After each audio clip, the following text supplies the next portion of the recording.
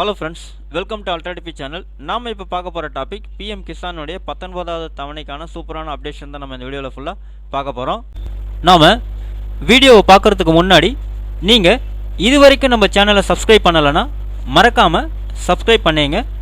கூடவே பக்கத்தில் இருக்கக்கூடிய பெல் ஐக்கானை கிளிக் பண்ணி ஆல் அப்படின்ற ஆப்ஷனை செலக்ட் பண்ணிங்க.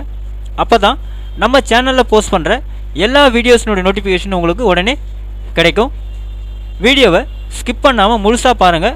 வாங்க நம்ம வீடியோவை பார்க்கலாம். அதாவது பிரதம மந்திரி கிசான் சம்மன் நிதி திட்டத்தின் கீழ் பார்த்திங்கன்னா தகுதியுள்ள விவசாயிகளுக்கு ஒவ்வொரு ஆண்டும் 6000 ரூபா நிதி வழங்கிட்டு வராங்க அப்படின்னு நம்ம எல்லாருக்குமே தெரிஞ்ச ஒரு விஷயம் தான். இந்த தொகை 3 தவணைகளாக அவர்கள் வங்கி கணக்கில் நேரடியாக வர வைக்கப்படுறதுன்னு சொல்லியிருக்காங்க. இதுவரை 18 தவணைகள் விவசாயிகள் வங்கி கணக்கில் வர வைக்கப்பட்டுள்ளதாக சொல்லியிருக்காங்க. அதே மாதிரி விவசாயிகள் பிஎம் கிசானுடைய 19வது தவணைக்காக காத்திருக்கிறதாகவும் சொல்லியிருக்காங்க. இது பிப்ரவரி 24, 2025 அன்று விவசாயிகள் வங்கி கணக்கில் வர வைக்கப்படுறதா சொல்லியிருக்காங்க. இருப்பினும் சில விவசாயிகள் இந்த முறை இந்த தவணையின் பலனை பெற முடியாமல் போகலாம் அப்படின்னு சொல்லியிருக்காங்க. இதுக்கான காரணம் என்ன, யாருக்கெல்லாம் பார்த்தீங்கன்னா பிஎம் கிசானுடைய 19வது தவணை தொகை கிடைக்காது அப்படின்றத பற்றி தான் நம்ம இந்த பதிவில் ஃபுல்லாக பார்க்க போகிறோம்.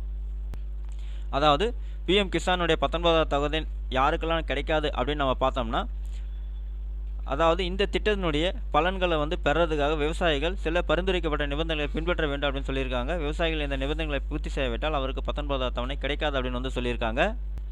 அந்த வகையில் யாருக்கெல்லாம் கிடைக்காது அப்படின்னு நம்ம பார்த்தோம்னா, நிறுவன நில உரிமையாளர்கள், அதாவது நிறுவன விவசாய நிலத்தை வைத்திருக்கும் விவசாயிகள் இந்த திட்டத்தின் கீழ் எந்த விதமான நிதி உதவியும் பெற முடியாது அப்படின்னு சொல்லியிருக்காங்க. அடுத்தது பார்த்திங்கன்னா அரசு ஊழியர்கள் மற்றும் ஓய்வூதியதாரர்கள் அப்படின்னு சொல்லியிருக்காங்க. அதாவது ஒரு விவசாயி அரசு ஊழியராக இருந்தாலும் அல்லது மாதந்தோறும் 10,000க்கு மேல் ஓய்வூதியம் பெற்றாலும் அவங்க இந்த திட்டத்தினுடைய பலனை பெற முடியாது அப்படின்னு சொல்லியிருக்காங்க.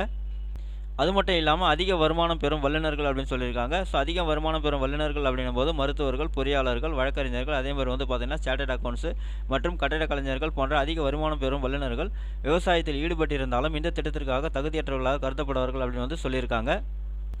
அதே மாதிரி வருமான வரி செலுத்தும் விவசாயிகள் அப்படின்னு சொல்லியிருக்காங்க. அதாவது வருமான வரி செலுத்தும் விவசாயிகளும் இந்த திட்டத்தினுடைய பயன்களை பெற முடியாது அப்படின்னு சொல்லியிருக்காங்க. நெக்ஸ்ட்டு தவறான அல்லது முறையற்ற, அதாவது முழுமையற்ற தகவல்களை வழங்கும் விவசாயிகளும் இந்த திட்டத்தினுடைய பலன் பெற முடியாதுன்னு சொல்லியிருக்காங்க. அதாவது ஒரு விவசாயி விண்ணப்பிக்கும் போது தவறான தகவல்கள் வழங்கியிருந்தாலோ அல்லது அவரது ஆவணங்களில் ஏதேனும் பிழை காணப்பட்டாலோ அரசாங்கம் அவருடைய பெயரை பயனாளர் பட்டியலிருந்து நீக்கும் அப்படின்னு சொல்லியிருக்காங்க.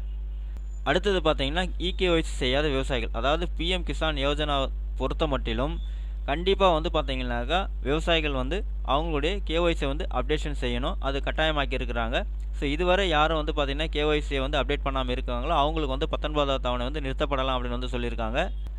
அடுத்து பார்த்தீங்கன்னா வங்கி கணக்குகள் சிக்கல் உள்ள விவசாயிகள், அதாவது ஒரு விவசாயியின் வங்கி கணக்கு ஆதாரம் கண்டிப்பாக இணைக்கப்பட்டிருக்கணும் அல்லது அவர்கள் கணக்கில் ஏதாவது தொழில்நுட்ப சிக்கல் இருந்தாலும் 19வது தவணை அவர்களுக்கு கிடைக்காது அப்படின்னு சொல்லியிருக்காங்க. அடுத்தது பார்த்தீங்கன்னா நிலப்பதிவேடுகள் முரண்பாடுகள் உள்ள விவசாயிகள் அப்படின்னு சொல்லியிருக்காங்க. அதாவது ஒரு விவசாயினுடைய நிலப்பதிவேடில் ஏதேனும் பிழை காணப்பட்டாலோ அல்லது அவர்கள் திட்டத்தின் தகுதி நிபந்தனைகளை பூர்த்தி செய்யவில்லை என்றாலோ அவர்களின் பெயர் பயனாளிகள் பட்டியலிருந்து நீக்கப்படலாம் அப்படின்னு சொல்லியிருக்காங்க.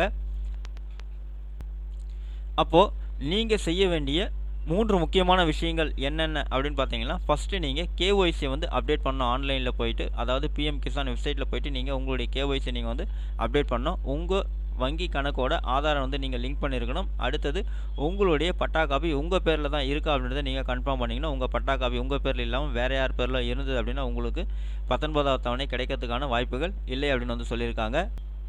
ஸோ உங்களுடைய பிஎம் கிசான் தவணை தொகைக்கான தகுதி நீங்கள் எப்படி சரிபார்க்கணும் அப்படின்னு பார்த்தீங்கன்னாக்கா, pmkisan.gov.in அப்படின்ற அஃபிஷியல் வெப்சைட்டில் நீங்கள் போயிட்டு பெனிஃபிஷரி ஸ்டேட்டஸ் அப்படின்னு இருக்கும். அந்த லிங்கை கிளிக் பண்ணி உங்களுடைய பதிவேன் அல்லது மொபைல் எண் அல்லது ஆதார் எண்ணை உள்ளீடு செஞ்சு நீங்கள் பார்த்தீங்கன்னா உங்களுடைய பிஎம் கிசானுடைய ஸ்டேட்டஸ் நீங்கள் தெரிஞ்சிக்க முடியும்.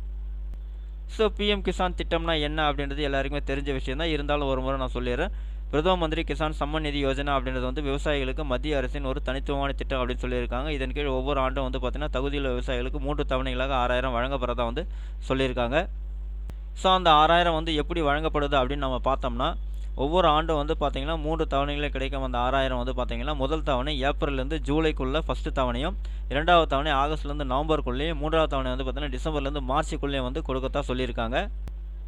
ஸோ நீங்கள் ஆன்லைனில் பிஎம் கிசானுக்கு வந்து அப்ளை பண்ணணும் அப்படின்னாக்கா பிஎம் கிசான் வெப்சைட்டுக்கு அதிகாரப்பூர்வ வெப்சைட்டுக்கு நீங்கள் போயிட்டு அதில் நியூ ஃபார்மர் ரிஜிஸ்ட்ரேஷன் இருக்கும், அதை நீங்கள் கிளிக் பண்ணி உங்களுடைய சரியான டீட்டெயில்ஸ் எல்லாமே கொடுத்து நீங்கள் வந்து ஈஸியாக ஆன்லைனில் நீங்கள் அப்ளை பண்ணிக்கலாம்.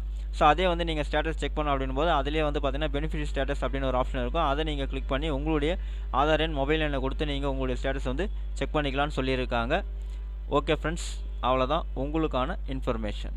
இந்த வீடியோ உங்களுக்கு பிடிச்சிருந்தா லைக் பண்ணுங்கள், அது மட்டும் இல்லை இந்த வீடியோவை நிறைய பேருக்கு ஷேர் பண்ணுங்கள், கமெண்ட் பண்ணுங்கள், மறக்காமல் நம்ம சேனலை சப்ஸ்கிரைப் பண்ணுங்க. மீண்டும் ஒரு நல்ல வீடியோவில் சந்திப்போம். நன்றி, வணக்கம்.